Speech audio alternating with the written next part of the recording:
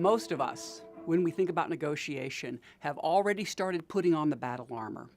We see it as a battle, and we see the battle being, how can I get things from you that you don't want to give me, and how can I keep you from getting things that I don't want you to have?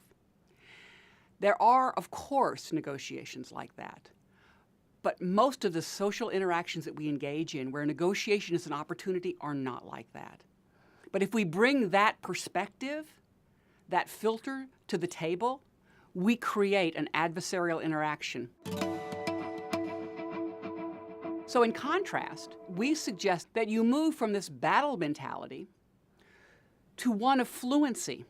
And what I mean by fluency is that you move to thinking about, well, what am I trying to achieve in this negotiation?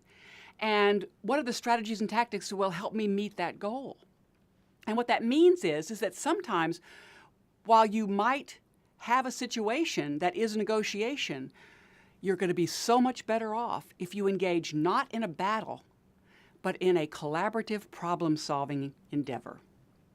Now, not just any problem solving. So it's not just any solution. And I think that's really important to understand. There are particular type of solutions that we suggest you focus. And that focus is, I want a solution that makes me better off than I would have been with my status quo or with my alternative. So it's got to be superior to my status quo, superior to my alternatives. And because negotiation is an interdependent process, there is no command and control in negotiation. I can't say you will accept that.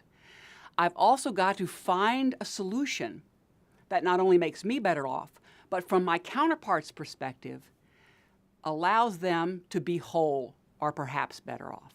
Because they have to willingly agree for a negotiation agreement to occur.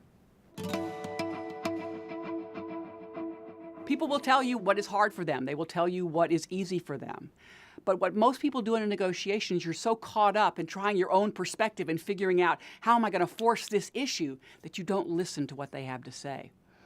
And because this is about influence, I mean, seriously, when was the last time you could have had any command and control? True command and control. It doesn't matter where you are in the hierarchy. The CEO doesn't really have command and control. They can say, do this. Parents don't have command and control. They can say, do this, and the kids are like, maybe, maybe not. So are employees. So what I've got to be able to do is influence people in directions, which means I need to understand what their interests are, and I need to understand what motivates them. And those are the kinds of questions that I would ask in the negotiation, but it's also the kinds of questions I would try to answer before the negotiation.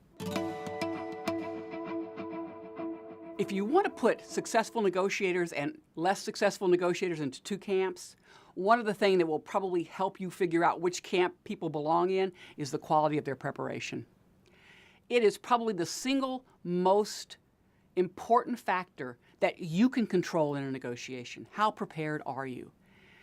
Most negotiators are woefully underprepared.